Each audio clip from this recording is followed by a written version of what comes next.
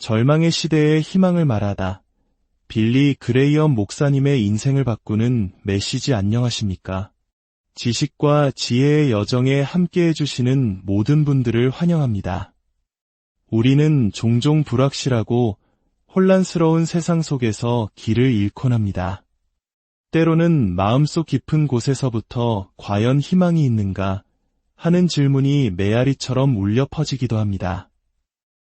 오늘 우리가 함께 나눌 이야기는 바로 이러한 절망의 순간에 붙잡을 수 있는 단 하나의 소망에 관한 것입니다. 이 메시지가 여러분의 마음에 작은 빛이 되기를 소망하며, 만약 오늘 이야기가 여러분에게 울림을 준다면 이 긍정의 기운과 은혜의 말씀을 주변에 나누어 주십시오.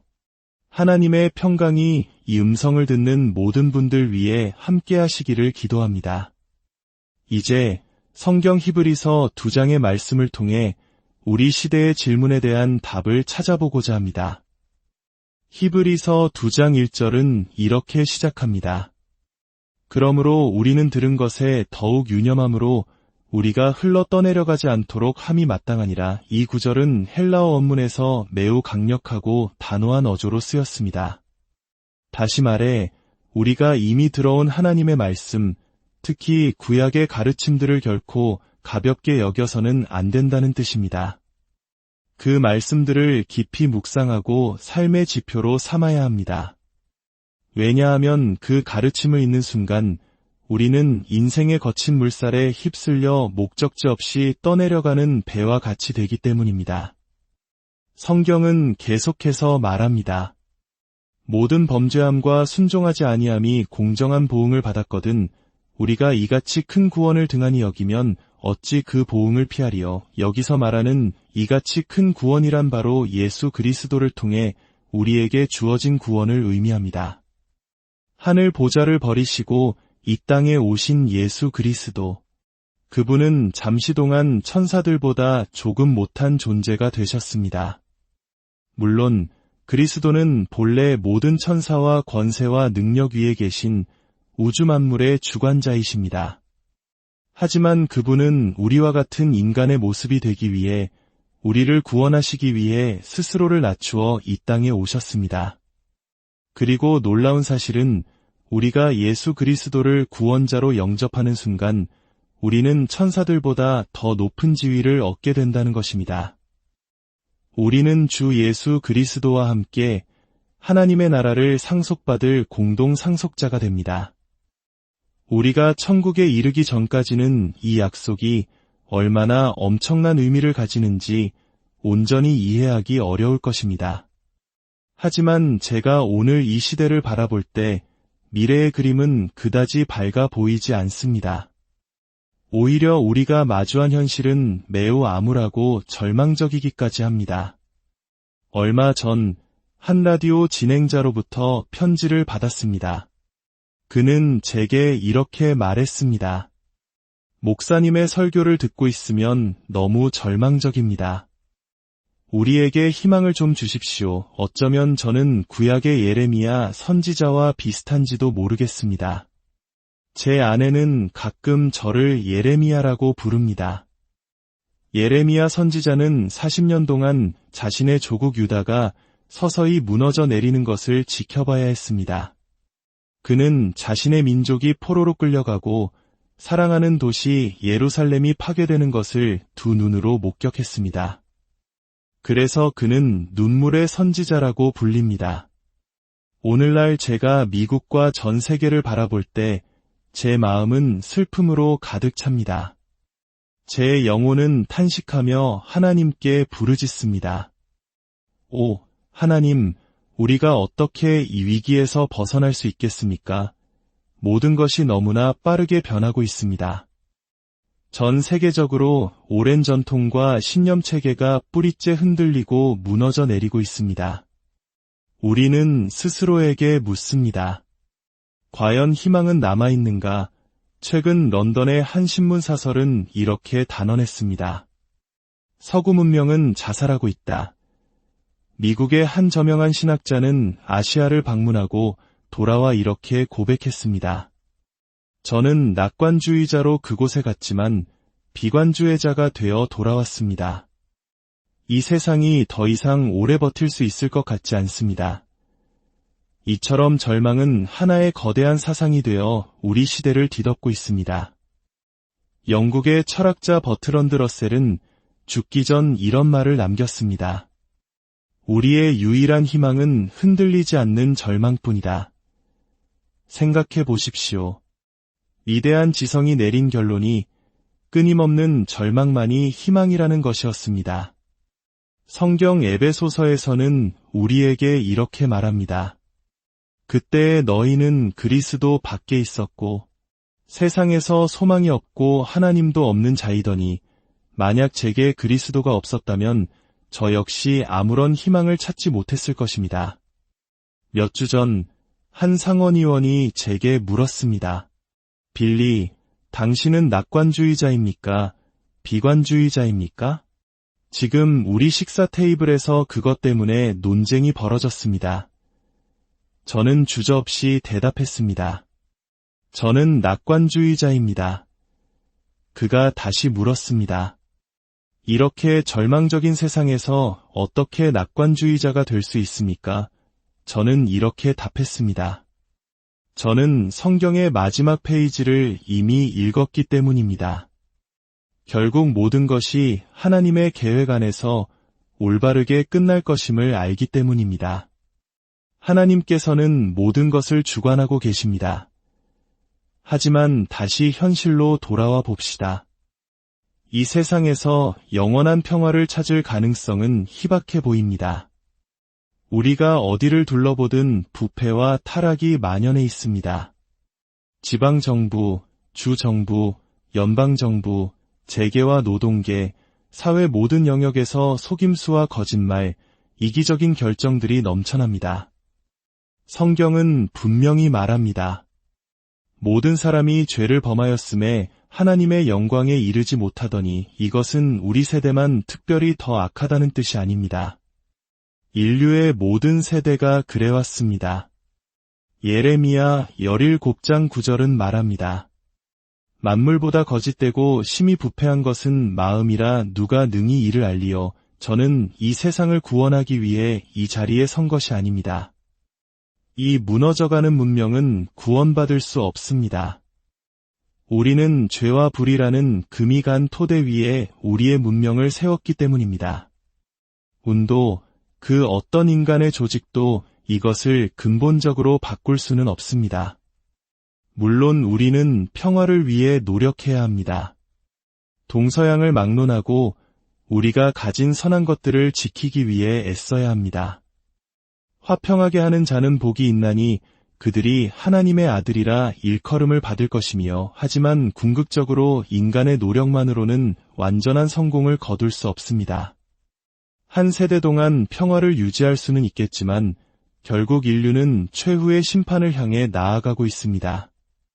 대환란이 올 것이고 적그리스도가 나타날 것이며 마침내 하나님의 심판이 임할 것입니다. 그러나 바로 그 절망의 끝에 희망이 있습니다. 인류가 스스로를 파멸시키기 직전 모두가 절망에 빠져 아마겟돈 전쟁이 벌어질 그때 주 예수 그리스도께서 다시 오실 것입니다. 이것이 바로 우리의 궁극적인 희망입니다. 그렇다면 사람들은 이 절망적인 현실에 어떻게 반응하고 있을까요? 많은 사람들이 진실로부터 도망치려 합니다. 첫째, 어떤 이들은 환상 속으로 도피합니다. 설마 그런 끔찍한 일은 일어나지 않을 거야라고 스스로를 속이며 현실을 외면합니다. 둘째, 어떤 이들은 노아의 시대처럼 사악한 쾌락에 빠져듭니다. 사탄은 광명의 천사처럼 다가와 속삭입니다. 즐겨라, 마셔라, 그리고 모든 것을 잊어버려라. 셋째, 수많은 사람들이 술과 약물에 자신의 고통을 익사시키려 합니다. 그러나 그것은 잠시의 마취일 뿐 근본적인 해결책이 되지 못합니다. 넷째, 사람들은 부도덕과 음행으로 도망칩니다. 한 사업가는 이렇게 말했습니다. 세상에 문제가 너무 많으니 주말에는 내 비서와 함께 즐기며 잊어버리겠다. 하지만 하나님께서 언제까지 이런 죄악을 용납하시겠습니까? 오늘날 두 쌍 중 한 쌍의 결혼이 깨지고 배우자를 바꾸고 온갖 부도덕한 행위가 일상처럼 벌어지고 있습니다. 하나님께서 언제까지 침묵하시겠습니까? 우리가 이같이 큰 구원을 등한히 여기면 어찌 피할 수 있겠습니까? 미국의 작가 존 스타인백은 이런 글을 쓴 적이 있습니다. 만약 내가 한 국가를 파괴하고 싶다면 나는 그들에게 필요한 것 이상으로 모든 것을 풍족하게 줄 것이다. 그러면 그 나라는 탐욕스럽고 병든 채 스스로 무릎 꿇게 될 것이다. 그는 이것이 바로 당시 미국의 모습이라고 경고했습니다. 성경 야고보서 5장 3절은 경고합니다. 너희 금과 은은 녹이 슬었으니 이 녹이 너희에게 증거가 되며 불같이 너희 살을 먹으리라. 너희가 말세에 재물을 쌓았도다. 성경은 묻습니다. 사람이 만이론 천하를 얻고도 제 목숨을 잃으면 무엇이 유익하리요? 여러분 중 많은 이들이 바로 이 길을 걷고 있습니다. 세상의 작은 한 조각을 얻기 위해 경쟁하고 발버둥 치는 동안 여러분은 자신의 영혼을 잃어가고 있습니다. 어떻게 피할 수 있겠습니까? 가장 비극적인 도피처는 바로 자살입니다. 최근 우리 시대의 위대한 신학자 중 한 분이셨던 신학교 총장님께서 그의 아내와 함께 스스로 목숨을 끊는 안타까운 일이 있었습니다. 젊은 세대 사이에서 자살률은 급증하고 있습니다. 희망을 잃은 우리의 젊은이들이 절망 속에서 쓰러져가고 있습니다. 하지만 성경 아모스 9장 2절은 이렇게 선포합니다. 그들이 파고 수올로 들어갈지라도 내 손이 거기에서 붙잡아낼 것이요 하늘로 올라갈지라도 내가 거기에서 붙잡아 내릴 것이며 하나님 앞에서는 그 어떤 도피처도 없습니다. 또 다른 도피처는 급진적인 이념입니다.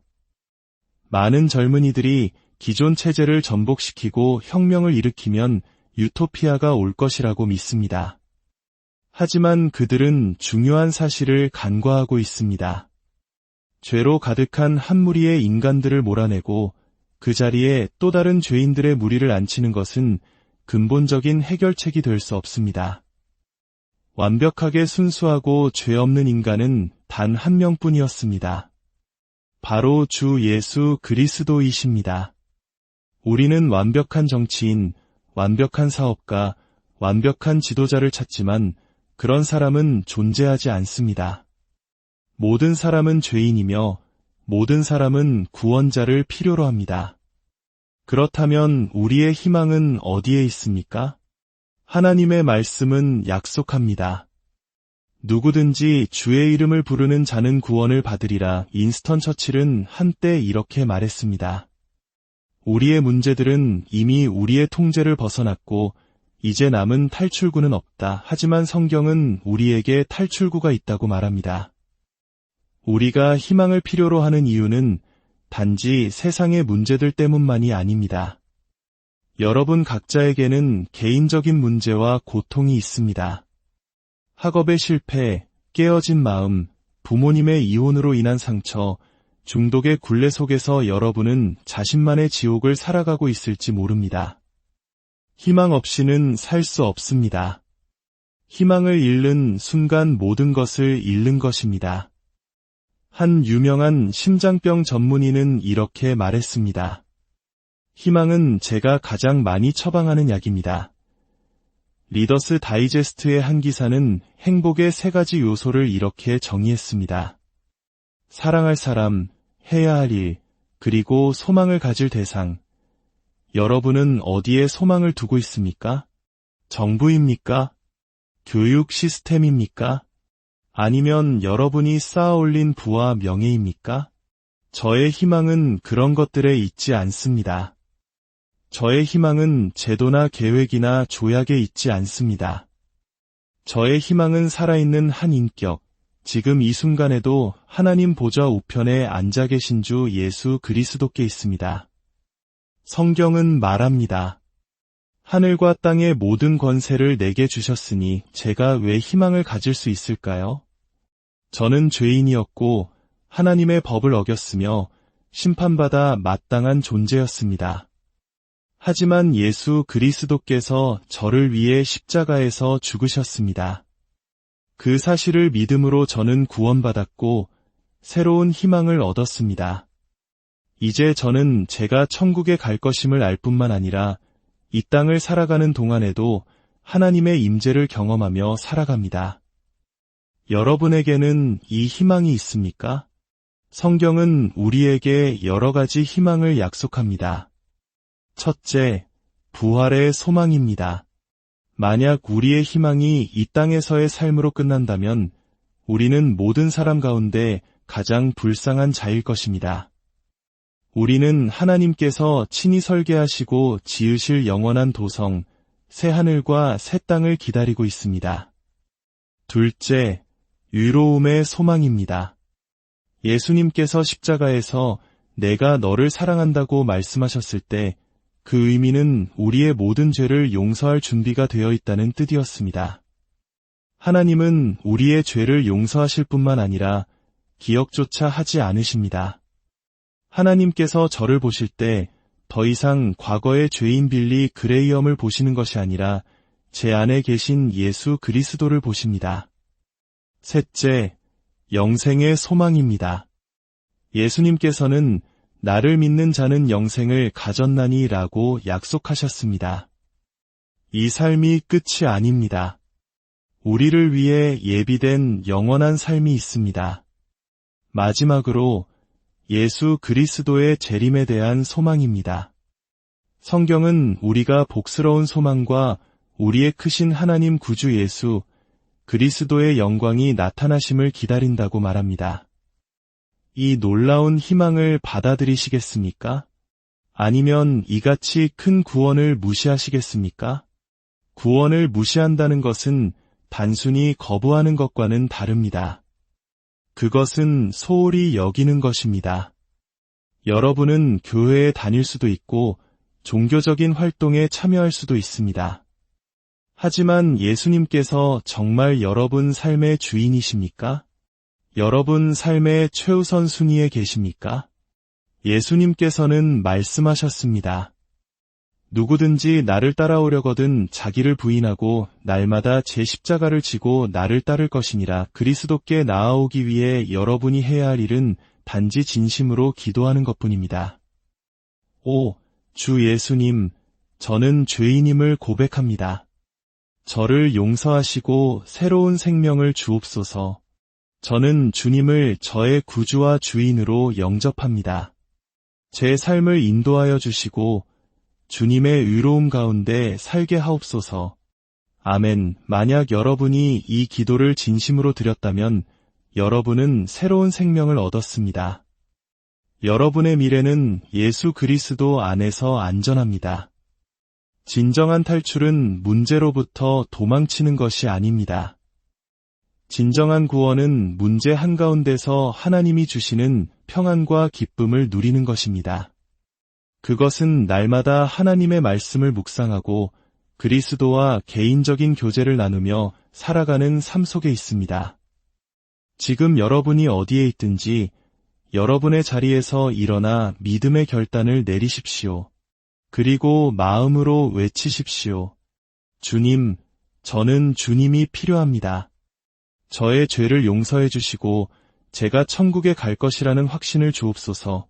오늘 밤 이 위대한 약속과 희망을 여러분의 것으로 삼으시기를 바랍니다. 다음 주일에는 가까운 교회에 나가셔서 하나님을 예배하십시오. 주 예수 그리스도의 은혜와 평강이 여러분 모두와 항상 함께하시기를 축원합니다. 절망의 시대에 희망을 말하다. 빌리 그레이엄 목사님의 인생을 바꾸는 메시지 안녕하십니까? 지식과 지혜의 여정에 함께해 주시는 모든 분들을 환영합니다. 우리는 종종 불확실하고 혼란스러운 세상 속에서 길을 잃곤 합니다. 때로는 마음속 깊은 곳에서부터 과연 희망이 있는가 하는 질문이 메아리처럼 울려 퍼지기도 합니다. 오늘 우리가 함께 나눌 이야기는 바로 이러한 절망의 순간에 붙잡을 수 있는 단 하나의 소망에 관한 것입니다. 이 메시지가 여러분의 마음에 작은 빛이 되기를 소망하며, 만약 오늘 이야기가 여러분에게 울림을 준다면 이 긍정의 기운과 은혜의 말씀을 주변에 나누어 주십시오. 하나님의 평강이 이 음성을 듣는 모든 분들 위해 함께 하시기를 기도합니다. 이제 성경 히브리서 2장의 말씀을 통해 우리 시대의 질문에 대한 답을 찾아보고자 합니다. 히브리서 2장 1절은 이렇게 시작합니다. 그러므로 우리는 들은 것에 더욱 유념함으로 우리가 흘러 떠내려가지 않도록 함이 마땅하니라. 이 구절은 헬라어 원문에서 매우 강력하고 단호한 어조로 쓰였습니다. 다시 말해 우리가 이미 들어온 하나님의 말씀, 특히 구약의 가르침들을 결코 가볍게 여겨서는 안 된다는 뜻입니다. 그 말씀들을 깊이 묵상하고 삶의 지표로 삼아야 합니다. 왜냐하면 그 가르침을 읽는 순간 우리는 인생의 거친 물살에 휩쓸려 목적지 없이 떠내려가는 배와 같이 되기 때문입니다. 성경은 계속해서 말합니다. 모든 범죄함과 순종하지 아니함이 공정한 보응을 받았거든 우리가 이같이 큰 구원을 등한히 여기면 어찌 그 보응을 피하리요. 여기서 말하는 이같이 큰 구원이란 바로 예수 그리스도를 통해 우리에게 주어진 구원을 의미합니다. 하늘 보좌를 버리시고 이 땅에 오신 예수 그리스도. 그분은 잠시 동안 천사들보다 조금 못한 존재가 되셨습니다. 물론 그리스도는 본래 모든 천사와 권세와 능력 위에 계신 우주 만물의 주관자이십니다. 하지만 그분은 우리와 같은 인간의 모습이 되기 위해 우리를 구원하시기 위해 스스로를 낮추어 이 땅에 오셨습니다. 그리고 놀라운 사실은 우리가 예수 그리스도를 구원자로 영접하는 순간 우리는 천사들보다 더 높은 지위를 얻게 된다는 것입니다. 우리는 주 예수 그리스도와 함께 하나님의 나라를 상속받을 공동 상속자가 됩니다. 우리가 천국에 이르기 전까지는 이 약속이 얼마나 엄청난 의미를 가지는지 온전히 이해하기 어려울 것입니다. 하지만 제가 오늘 이 시대를 바라볼 때 미래의 그림은 그다지 밝아 보이지 않습니다. 오히려 우리가 마주한 현실은 매우 암울하고 절망적이기까지 합니다. 얼마 전 한 라디오 진행자로부터 편지를 받았습니다.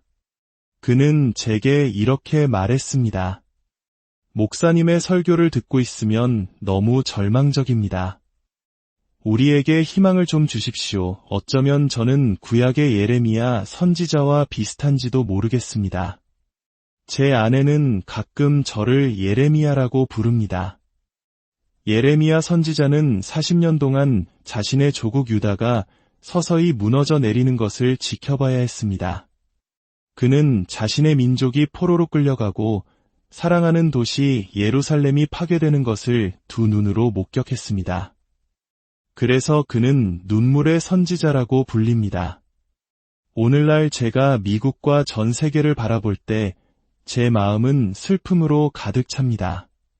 제 영혼은 탄식하며 하나님께 부르짖습니다. 오, 하나님, 우리가 어떻게 이 위기에서 벗어날 수 있겠습니까? 모든 것이 너무나 빠르게 변하고 있습니다. 전 세계적으로 오랜 전통과 신념 체계가 뿌리째 흔들리고 무너져 내리고 있습니다. 우리는 스스로에게 묻습니다. 과연 희망은 남아있는가? 최근 런던의 한 신문 사설은 이렇게 단언했습니다. 서구 문명은 자살하고 있다. 미국의 한 저명한 신학자는 아시아를 방문하고 돌아와 이렇게 고백했습니다. 저는 낙관주의자로 그곳에 갔지만 비관주의자가 되어 돌아왔습니다. 이 세상이 더 이상 오래 버틸 수 있을 것 같지 않습니다. 이처럼 절망은 하나의 거대한 사상이 되어 우리 시대를 뒤덮고 있습니다. 영국의 철학자 버트런드 러셀은 죽기 전 이런 말을 남겼습니다. 우리의 유일한 희망은 흔들리지 않는 절망뿐이다. 생각해 보십시오. 위대한 지성이 내린 결론이 끊임없는 절망만이 희망이라는 것이었습니다. 성경 에베소서에서는 우리에게 이렇게 말합니다. 그때의 너희는 그리스도 밖에 있었고 세상에서 소망이 없고 하나님도 없는 자이더니 만약 제게 그리스도가 없었다면 저 역시 아무런 희망을 찾지 못했을 것입니다. 몇 주 전 한 상원의원이 제게 물었습니다. 빌리, 당신은 낙관주의자입니까? 비관주의자입니까? 지금 우리 식사 테이블에서 그것 때문에 논쟁이 벌어졌습니다. 저는 주저없이 대답했습니다. 저는 낙관주의자입니다. 그가 다시 물었습니다. 이렇게 절망적인 세상에서 어떻게 낙관주의자가 될 수 있습니까? 저는 이렇게 답했습니다. 저는 성경의 마지막 페이지를 이미 읽었기 때문입니다. 결국 모든 것이 하나님의 계획 안에서 올바르게 끝날 것임을 알기 때문입니다. 하나님께서는 모든 것을 주관하고 계십니다. 하지만 다시 현실로 돌아와 봅시다. 이 세상에서 영원한 평화를 찾을 가능성은 희박해 보입니다. 우리가 어디를 둘러보든 부패와 타락이 만연해 있습니다. 지방정부, 주정부, 연방정부, 재계와 노동계, 사회 모든 영역에서 속임수와 거짓말, 이기적인 결정들이 넘쳐납니다. 성경은 분명히 말합니다. 모든 사람이 죄를 범하였음에 하나님의 영광에 이르지 못하더니 이것은 우리 세대만 특별히 더 악하다는 뜻이 아닙니다. 인류의 모든 세대가 그래왔습니다. 예레미야 17장 9절은 말합니다. 만물보다 거짓되고 심히 부패한 것은 마음이라 누가 능히 이를 알리요. 저는 이 세상을 구원하기 위해 이 자리에 선 것이 아닙니다. 이 무너져가는 문명은 구원받을 수 없습니다. 우리는 죄와 불이라는 금이 간 토대 위에 우리의 문명을 세웠기 때문입니다. 운도 그 어떤 인간의 조직도 이것을 근본적으로 바꿀 수는 없습니다. 물론 우리는 평화를 위해 노력해야 합니다. 동서양을 막론하고 우리가 가진 선한 것들을 지키기 위해 애써야 합니다.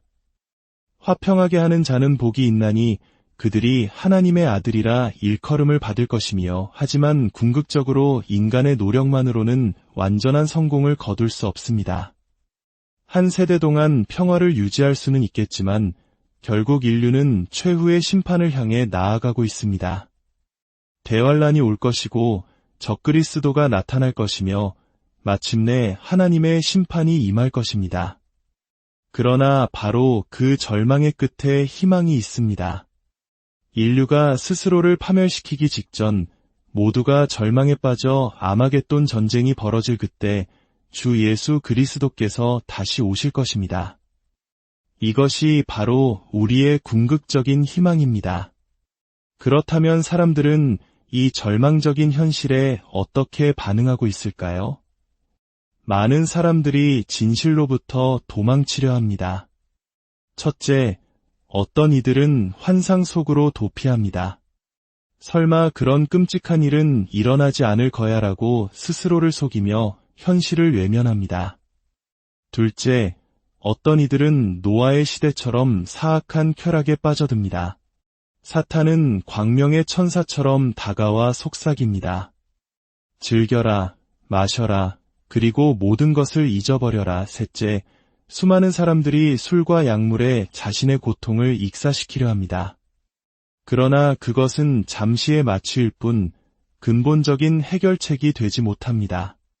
넷째, 사람들은 부도덕과 음행으로 도망칩니다. 한 사업가는 이렇게 말했습니다. 세상에 문제가 너무 많으니 주말에는 내 비서와 함께 즐기며 잊어버리겠다. 하지만 하나님께서 언제까지 이런 죄악을 용납하시겠습니까? 오늘날 두 쌍 중 한 쌍의 결혼이 깨지고 배우자를 바꾸고 온갖 부도덕한 행위가 일상처럼 벌어지고 있습니다. 하나님께서 언제까지 침묵하시겠습니까? 우리가 이같이 큰 구원을 등한히 여기면 어찌 피할 수 있겠습니까? 미국의 작가 존 스타인백은 이런 글을 쓴 적이 있습니다. 만약 내가 한 국가를 파괴하고 싶다면 나는 그들에게 필요한 것 이상으로 모든 것을 풍족하게 줄 것이다. 그러면 그 나라는 탐욕스럽고 병든 채 스스로 무릎 꿇게 될 것이다. 그는 이것이 바로 당시 미국의 모습이라고 경고했습니다. 성경 야고보서 5장 3절은 경고합니다. 너희 금과 은은 녹이 슬었으니 이 녹이 너희에게 증거가 되며 불같이 너희 살을 먹으리라. 너희가 말세에 재물을 쌓았도다. 성경은 묻습니다. 사람이 만이론 천하를 얻고도 제 목숨을 잃으면 무엇이 유익하리요? 여러분 중 많은 이들이 바로 이 길을 걷고 있습니다. 세상의 작은 한 조각을 얻기 위해 경쟁하고 발버둥치는 동안 여러분은 자신의 영혼을 잃어가고 있습니다. 어떻게 피할 수 있겠습니까? 가장 비극적인 도피처는 바로 자살입니다. 최근 우리 시대의 위대한 신학자 중 한 분이셨던 신학교 총장님께서 그의 아내와 함께 스스로 목숨을 끊는 안타까운 일이 있었습니다. 젊은 세대 사이에서 자살률은 급증하고 있습니다. 희망을 잃은 우리의 젊은이들이 절망 속에서 쓰러져가고 있습니다. 하지만 성경 아모스 9장 2절은 이렇게 선포합니다. 그들이 파고 수올로 들어갈지라도 내 손이 거기에서 붙잡아낼 것이요 하늘로 올라갈지라도 내가 거기에서 붙잡아 내릴 것이며 하나님 앞에서는 그 어떤 도피처도 없습니다. 또 다른 도피처는 급진적인 이념입니다. 많은 젊은이들이 기존 체제를 전복시키고 혁명을 일으키면 유토피아가 올 것이라고 믿습니다. 하지만 그들은 중요한 사실을 간과하고 있습니다. 죄로 가득한 한 무리의 인간들을 몰아내고 그 자리에 또 다른 죄인들의 무리를 앉히는 것은 근본적인 해결책이 될 수 없습니다. 완벽하게 순수하고 죄 없는 인간은 단 한 명뿐이었습니다. 바로 주 예수 그리스도이십니다. 우리는 완벽한 정치인, 완벽한 사업가, 완벽한 지도자를 찾지만 그런 사람은 존재하지 않습니다. 모든 사람은 죄인이며 모든 사람은 구원자를 필요로 합니다. 그렇다면 우리의 희망은 어디에 있습니까? 하나님의 말씀은 약속합니다. 누구든지 주의 이름을 부르는 자는 구원을 받으리라. 윈스턴 처칠은 한때 이렇게 말했습니다. 우리의 문제들은 이미 우리의 통제를 벗어났고 이제 남은 탈출구는 없다. 하지만 성경은 우리에게 탈출구가 있다고 말합니다. 우리가 희망을 필요로 하는 이유는 단지 세상의 문제들 때문만이 아닙니다. 여러분 각자에게는 개인적인 문제와 고통이 있습니다.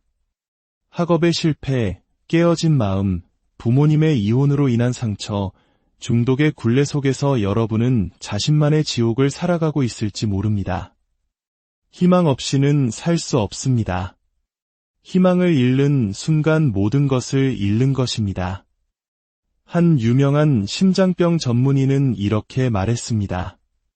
희망은 제가 가장 많이 처방하는 약입니다. 리더스 다이제스트의 한 기사는 행복의 3가지 요소를 이렇게 정의했습니다.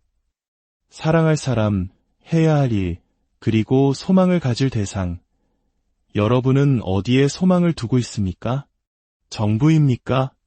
교육 시스템입니까? 아니면 여러분이 쌓아올린 부와 명예입니까? 저의 희망은 그런 것들에 있지 않습니다.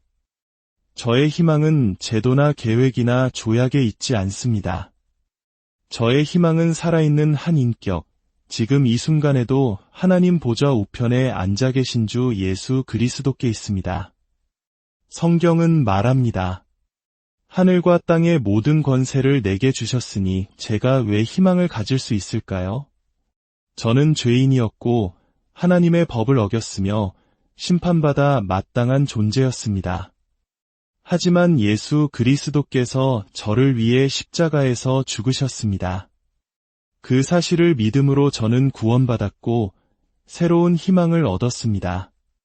이제 저는 제가 천국에 갈 것임을 알 뿐만 아니라 이 땅을 살아가는 동안에도 하나님의 임재를 경험하며 살아갑니다. 여러분에게는 이 희망이 있습니까? 성경은 우리에게 여러 가지 희망을 약속합니다. 첫째, 부활의 소망입니다. 만약 우리의 희망이 이 땅에서의 삶으로 끝난다면 우리는 모든 사람 가운데 가장 불쌍한 자일 것입니다. 우리는 하나님께서 친히 설계하시고 지으실 영원한 도성, 새 하늘과 새 땅을 기다리고 있습니다. 둘째, 의로움의 소망입니다. 예수님께서 십자가에서 내가 너를 사랑한다고 말씀하셨을 때 그 의미는 우리의 모든 죄를 용서할 준비가 되어 있다는 뜻이었습니다. 하나님은 우리의 죄를 용서하실 뿐만 아니라 기억조차 하지 않으십니다. 하나님께서 저를 보실 때 더 이상 과거의 죄인 빌리 그레이엄을 보시는 것이 아니라 제 안에 계신 예수 그리스도를 보십니다. 셋째, 영생의 소망입니다. 예수님께서는 나를 믿는 자는 영생을 가졌나니 라고 약속하셨습니다. 이 삶이 끝이 아닙니다. 우리를 위해 예비된 영원한 삶이 있습니다. 마지막으로 예수 그리스도의 재림에 대한 소망입니다. 성경은 우리가 복스러운 소망과 우리의 크신 하나님 구주 예수 그리스도의 영광이 나타나심을 기다린다고 말합니다. 이 놀라운 희망을 받아들이시겠습니까? 아니면 이같이 큰 구원을 무시하시겠습니까? 구원을 무시한다는 것은 단순히 거부하는 것과는 다릅니다. 그것은 소홀히 여기는 것입니다. 여러분은 교회에 다닐 수도 있고 종교적인 활동에 참여할 수도 있습니다. 하지만 예수님께서 정말 여러분 삶의 주인이십니까? 여러분 삶의 최우선 순위에 계십니까? 예수님께서는 말씀하셨습니다. 누구든지 나를 따라오려거든 자기를 부인하고 날마다 제 십자가를 지고 나를 따를 것이니라. 그리스도께 나아오기 위해 여러분이 해야 할 일은 단지 진심으로 기도하는 것뿐입니다. 오, 주 예수님, 저는 죄인임을 고백합니다. 저를 용서하시고 새로운 생명을 주옵소서. 저는 주님을 저의 구주와 주인으로 영접합니다. 제 삶을 인도하여 주시고 주님의 의로움 가운데 살게 하옵소서. 아멘. 만약 여러분이 이 기도를 진심으로 드렸다면 여러분은 새로운 생명을 얻었습니다. 여러분의 미래는 예수 그리스도 안에서 안전합니다. 진정한 탈출은 문제로부터 도망치는 것이 아닙니다. 진정한 구원은 문제 한가운데서 하나님이 주시는 평안과 기쁨을 누리는 것입니다. 그것은 날마다 하나님의 말씀을 묵상하고 그리스도와 개인적인 교제를 나누며 살아가는 삶 속에 있습니다. 지금 여러분이 어디에 있든지 여러분의 자리에서 일어나 믿음의 결단을 내리십시오. 그리고 마음으로 외치십시오. 주님, 저는 주님이 필요합니다. 저의 죄를 용서해 주시고 제가 천국에 갈 것이라는 확신을 주옵소서. 오늘 밤 이 위대한 약속과 희망을 여러분의 것으로 삼으시기를 바랍니다. 다음 주일에는 가까운 교회에 나가셔서 하나님을 예배하십시오. 주 예수 그리스도의 은혜와 평강이 여러분 모두와 항상 함께 하시기를 축원합니다. 절망의 시대에 희망을 말하다. 빌리 그레이엄 목사님의 인생을 바꾸는 메시지 안녕하십니까? 지식과 지혜의 여정에 함께 해주시는 모든 분들을 환영합니다. 우리는 종종 불확실하고 혼란스러운 세상 속에서 길을 잃곤 합니다. 때로는 마음속 깊은 곳에서부터 과연 희망이 있는가 하는 질문이 메아리처럼 울려 퍼지기도 합니다. 오늘 우리가 함께 나눌 이야기는 바로 이러한 절망의 순간에 붙잡을 수 있는 단 하나의 소망에 관한 것입니다. 이 메시지가 여러분의 마음에 작은 빛이 되기를 소망하며 만약 오늘 이야기가 여러분에게 울림을 준다면 이 긍정의 기운과 은혜의 말씀을 주변에 나누어 주십시오. 하나님의 평강이 이 음성을 듣는 모든 분들 위해 함께 하시기를 기도합니다.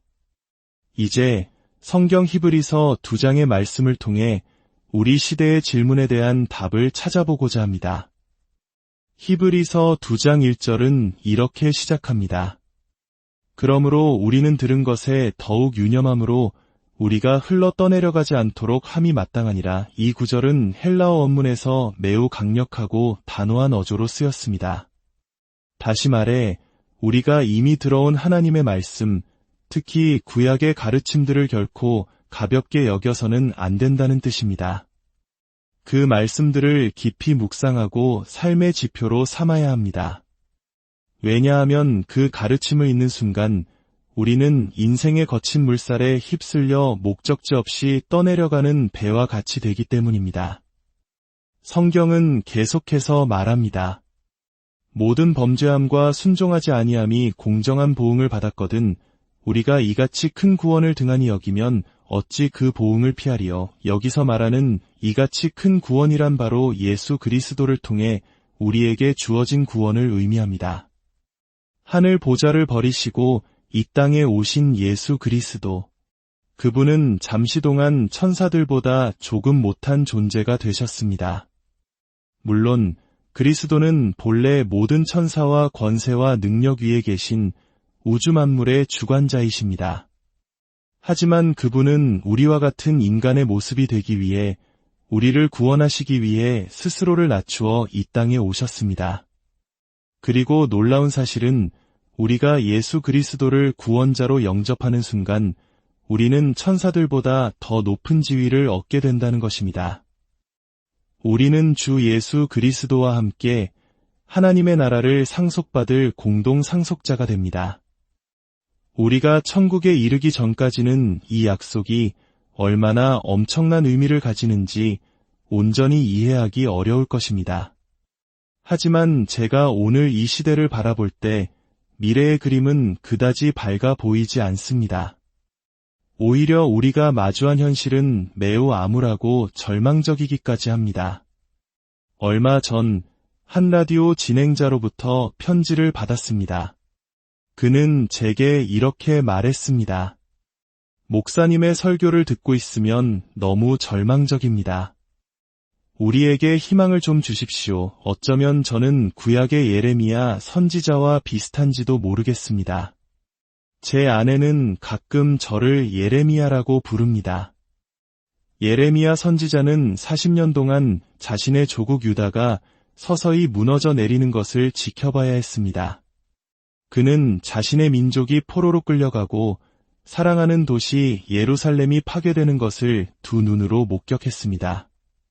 그래서 그는 눈물의 선지자라고 불립니다. 오늘날 제가 미국과 전 세계를 바라볼 때 제 마음은 슬픔으로 가득 찹니다. 제 영혼은 탄식하며 하나님께 부르짖습니다. 오, 하나님, 우리가 어떻게 이 위기에서 벗어날 수 있겠습니까? 모든 것이 너무나 빠르게 변하고 있습니다. 전 세계적으로 오랜 전통과 신념 체계가 뿌리째 흔들리고 무너져 내리고 있습니다. 우리는 스스로에게 묻습니다. 과연 희망은 남아있는가? 최근 런던의 한 신문 사설은 이렇게 단언했습니다. 서구 문명은 자살하고 있다. 미국의 한 저명한 신학자는 아시아를 방문하고 돌아와 이렇게 고백했습니다. 저는 낙관주의자로 그곳에 갔지만 비관주의자가 되어 돌아왔습니다. 이 세상이 더 이상 오래 버틸 수 있을 것 같지 않습니다. 이처럼 절망은 하나의 거대한 사상이 되어 우리 시대를 뒤덮고 있습니다. 영국의 철학자 버트런드 러셀은 죽기 전 이런 말을 남겼습니다. 우리의 유일한 희망은 흔들리지 않는 절망뿐이다. 생각해 보십시오. 위대한 지성이 내린 결론이 끊임없는 절망만이 희망이라는 것이었습니다. 성경 에베소서에서는 우리에게 이렇게 말합니다. 그때의 너희는 그리스도 밖에 있었고 세상에서 소망이 없고 하나님도 없는 자이더니 만약 제게 그리스도가 없었다면 저 역시 아무런 희망을 찾지 못했을 것입니다. 몇 주 전 한 상원의원이 제게 물었습니다. 빌리, 당신은 낙관주의자입니까? 비관주의자입니까? 지금 우리 식사 테이블에서 그것 때문에 논쟁이 벌어졌습니다. 저는 주저없이 대답했습니다. 저는 낙관주의자입니다. 그가 다시 물었습니다. 이렇게 절망적인 세상에서 어떻게 낙관주의자가 될 수 있습니까? 저는 이렇게 답했습니다. 저는 성경의 마지막 페이지를 이미 읽었기 때문입니다. 결국 모든 것이 하나님의 계획 안에서 올바르게 끝날 것임을 알기 때문입니다. 하나님께서는 모든 것을 주관하고 계십니다. 하지만 다시 현실로 돌아와 봅시다. 이 세상에서 영원한 평화를 찾을 가능성은 희박해 보입니다. 우리가 어디를 둘러보든 부패와 타락이 만연해 있습니다. 지방정부, 주정부, 연방정부, 재계와 노동계, 사회 모든 영역에서 속임수와 거짓말, 이기적인 결정들이 넘쳐납니다. 성경은 분명히 말합니다. 모든 사람이 죄를 범하였음에 하나님의 영광에 이르지 못하더니 이것은 우리 세대만 특별히 더 악하다는 뜻이 아닙니다. 인류의 모든 세대가 그래왔습니다. 예레미야 17장 9절은 말합니다. 만물보다 거짓되고 심히 부패한 것은 마음이라 누가 능히 이를 알리요. 저는 이 세상을 구원하기 위해 이 자리에 선 것이 아닙니다. 이 무너져가는 문명은 구원받을 수 없습니다. 우리는 죄와 불이라는 금이 간 토대 위에 우리의 문명을 세웠기 때문입니다. 운도 그 어떤 인간의 조직도 이것을 근본적으로 바꿀 수는 없습니다. 물론 우리는 평화를 위해 노력해야 합니다. 동서양을 막론하고 우리가 가진 선한 것들을 지키기 위해 애써야 합니다. 화평하게 하는 자는 복이 있나니 그들이 하나님의 아들이라 일컬음을 받을 것이며, 하지만 궁극적으로 인간의 노력만으로는 완전한 성공을 거둘 수 없습니다. 한 세대 동안 평화를 유지할 수는 있겠지만 결국 인류는 최후의 심판을 향해 나아가고 있습니다. 대환란이 올 것이고 적그리스도가 나타날 것이며 마침내 하나님의 심판이 임할 것입니다. 그러나 바로 그 절망의 끝에 희망이 있습니다. 인류가 스스로를 파멸시키기 직전 모두가 절망에 빠져 아마겟돈 전쟁이 벌어질 그때 주 예수 그리스도께서 다시 오실 것입니다. 이것이 바로 우리의 궁극적인 희망입니다. 그렇다면 사람들은 이 절망적인 현실에 어떻게 반응하고 있을까요? 많은 사람들이 진실로부터 도망치려 합니다. 첫째, 어떤 이들은 환상 속으로 도피합니다. 설마 그런 끔찍한 일은 일어나지 않을 거야라고 스스로를 속이며 현실을 외면합니다. 둘째, 어떤 이들은 노아의 시대처럼 사악한 쾌락에 빠져듭니다. 사탄은 광명의 천사처럼 다가와 속삭입니다. 즐겨라, 마셔라, 그리고 모든 것을 잊어버려라. 셋째, 수많은 사람들이 술과 약물에 자신의 고통을 익사시키려 합니다. 그러나 그것은 잠시의 마취일 뿐 근본적인 해결책이 되지 못합니다. 넷째, 사람들은 부도덕과 음행으로 도망칩니다. 한 사업가는 이렇게 말했습니다. 세상에 문제가 너무 많으니 주말에는 내 비서와 함께 즐기며 잊어버리겠다. 하지만 하나님께서 언제까지 이런 죄악을 용납하시겠습니까? 오늘날 두 쌍 중 한 쌍의 결혼이 깨지고 배우자를 바꾸고 온갖 부도덕한 행위가 일상처럼 벌어지고 있습니다. 하나님께서 언제까지 침묵하시겠습니까? 우리가 이같이 큰 구원을 등한히 여기면 어찌 피할 수 있겠습니까? 미국의 작가 존 스타인백은 이런 글을 쓴 적이 있습니다. 만약 내가 한 국가를 파괴하고 싶다면 나는 그들에게 필요한 것 이상으로 모든 것을 풍족하게 줄 것이다. 그러면 그 나라는 탐욕스럽고 병든 채 스스로 무릎 꿇게 될 것이다. 그는 이것이 바로 당시 미국의 모습이라고 경고했습니다. 성경 야고보서 5장 3절은 경고합니다. 너희 금과 은은 녹이 슬었으니 이 녹이 너희에게 증거가 되며 불같이 너희 살을 먹으리라. 너희가 말세에 재물을 쌓았도다. 성경은 묻습니다. 사람이 만이론 천하를 얻고도 제 목숨을 잃으면 무엇이 유익하리요? 여러분 중 많은 이들이 바로 이 길을 걷고 있습니다. 세상의 작은 한 조각을 얻기 위해 경쟁하고 발버둥 치는 동안 여러분은 자신의 영혼을 잃어가고 있습니다. 어떻게 피할 수 있겠습니까? 가장 비극적인 도피처는 바로 자살입니다. 최근 우리 시대의 위대한 신학자 중 한 분이셨던 신학교 총장님께서 그의 아내와 함께 스스로 목숨을 끊는 안타까운 일이 있었습니다. 젊은 세대 사이에서 자살률은 급증하고 있습니다. 희망을 잃은 우리의 젊은이들이 절망 속에서 쓰러져가고 있습니다. 하지만 성경 아모스 9장 2절은 이렇게 선포합니다. 그들이 파고 수올로 들어갈지라도 내 손이 거기에서 붙잡아낼 것이요 하늘로 올라갈지라도 내가 거기에서 붙잡아 내릴 것이며 하나님 앞에서는 그 어떤 도피처도 없습니다. 또 다른 도피처는 급진적인 이념입니다.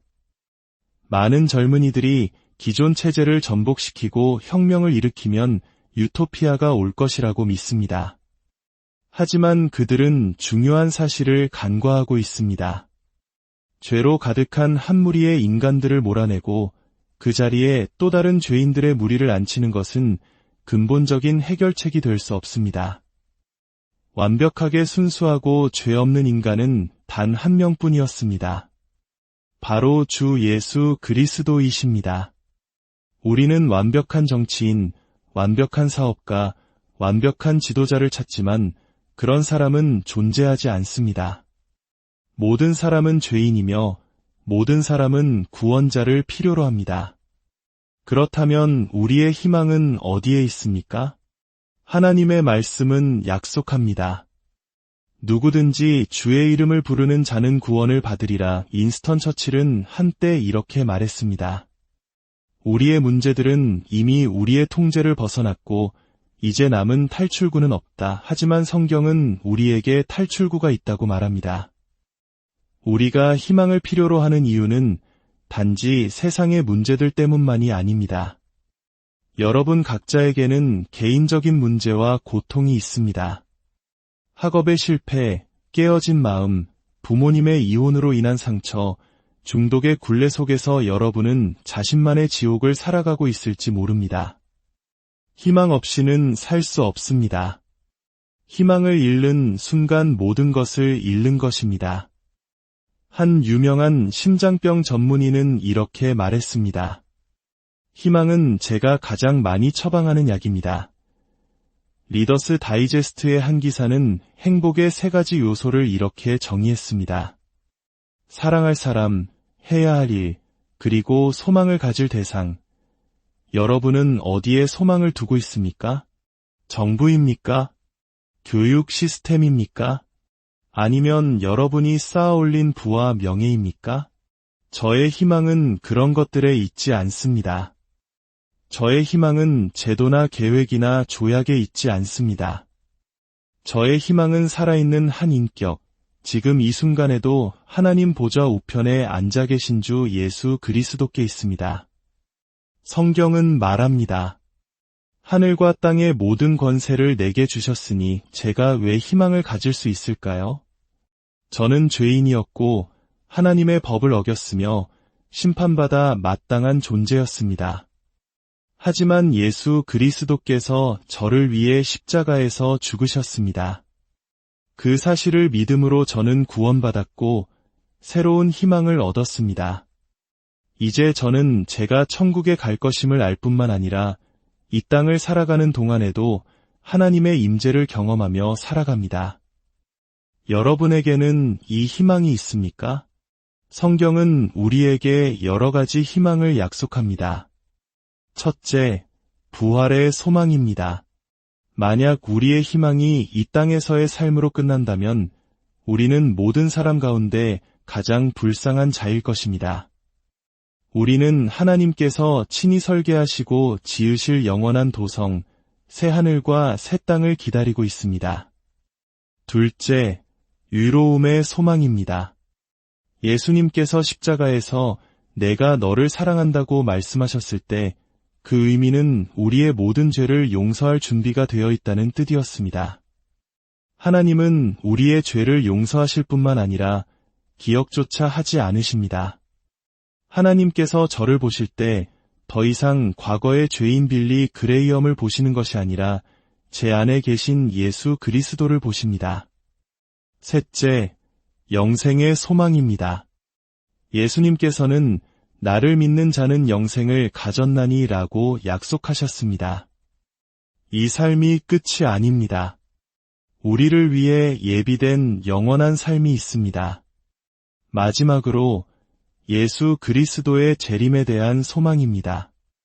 성경은 우리가 복스러운 소망과 우리의 크신 하나님 구주 예수 그리스도의 영광이 나타나심을 기다린다고 말합니다. 이 놀라운 희망을 받아들이시겠습니까? 아니면 이같이 큰 구원을 무시하시겠습니까? 구원을 무시한다는 것은 단순히 거부하는 것과는 다릅니다. 그것은 소홀히 여기는 것입니다. 여러분은 교회에 다닐 수도 있고 종교적인 활동에 참여할 수도 있습니다. 하지만 예수님께서 정말 여러분 삶의 주인이십니까? 여러분 삶의 최우선 순위에 계십니까? 예수님께서는 말씀하셨습니다. 누구든지 나를 따라오려거든 자기를 부인하고 날마다 제 십자가를 지고 나를 따를 것이니라. 그리스도께 나아오기 위해 여러분이 해야 할 일은 단지 진심으로 기도하는 것뿐입니다. 오, 주 예수님, 저는 죄인임을 고백합니다. 저를 용서하시고 새로운 생명을 주옵소서. 저는 주님을 저의 구주와 주인으로 영접합니다. 제 삶을 인도하여 주시고 주님의 의로움 가운데 살게 하옵소서.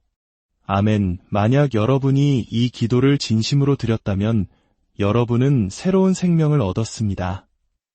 여러분의 미래는 예수 그리스도 안에서 안전합니다. 진정한 탈출은 문제로부터 도망치는 것이 아닙니다. 진정한 구원은 문제 한가운데서 하나님이 주시는 평안과 기쁨을 누리는 것입니다. 그것은 날마다 하나님의 말씀을 묵상하고 그리스도와 개인적인 교제를 나누며 살아가는 삶 속에 있습니다. 지금 여러분이 어디에 있든지 여러분의 자리에서 일어나 믿음의 결단을 내리십시오. 그리고 마음으로 외치십시오. 주님, 저는 주님이 필요합니다. 저의 죄를 용서해 주시고 제가 천국에 갈 것이라는 확신을 주옵소서. 오늘 밤 이 위대한 약속과 희망을 여러분의 것으로 삼으시기를 바랍니다. 다음 주일에는 가까운 교회에 나가셔서 하나님을 예배하십시오. 주 예수 그리스도의 은혜와 평강이 여러분 모두와 항상 함께하시기를 축원합니다. 절망의 시대에 희망을 말하다. 빌리 그레이엄 목사님의 인생을 바꾸는 메시지 안녕하십니까? 지식과 지혜의 여정에 함께해 주시는 모든 분들을 환영합니다. 우리는 종종 불확실하고 혼란스러운 세상 속에서 길을 잃곤 합니다. 때로는 마음속 깊은 곳에서부터 과연 희망이 있는가 하는 질문이 메아리처럼 울려 퍼지기도 합니다. 오늘 우리가 함께 나눌 이야기는 바로 이러한 절망의 순간에 붙잡을 수 있는 단 하나의 소망에 관한 것입니다. 이 메시지가 여러분의 마음에 작은 빛이 되기를 소망하며 만약 오늘 이야기가 여러분에게 울림을 준다면 이 긍정의 기운과 은혜의 말씀을 주변에 나누어 주십시오. 하나님의 평강이 이 음성을 듣는 모든 분들 위해 함께 하시기를 기도합니다. 이제 성경 히브리서 2장의 말씀을 통해 우리 시대의 질문에 대한 답을 찾아보고자 합니다. 히브리서 2장 1절은 이렇게 시작합니다. 그러므로 우리는 들은 것에 더욱 유념함으로 우리가 흘러 떠내려가지 않도록 함이 마땅하니라. 이 구절은 헬라어 원문에서 매우 강력하고 단호한 어조로 쓰였습니다. 다시 말해 우리가 이미 들어온 하나님의 말씀, 특히 구약의 가르침들을 결코 가볍게 여겨서는 안 된다는 뜻입니다. 그 말씀들을 깊이 묵상하고 삶의 지표로 삼아야 합니다. 왜냐하면 그 가르침을 읽는 순간 우리는 인생의 거친 물살에 휩쓸려 목적지 없이 떠내려가는 배와 같이 되기 때문입니다. 성경은 계속해서 말합니다. 모든 범죄함과 순종하지 아니함이 공정한 보응을 받았거든 우리가 이같이 큰 구원을 등한히 여기면 어찌 그 보응을 피하리요.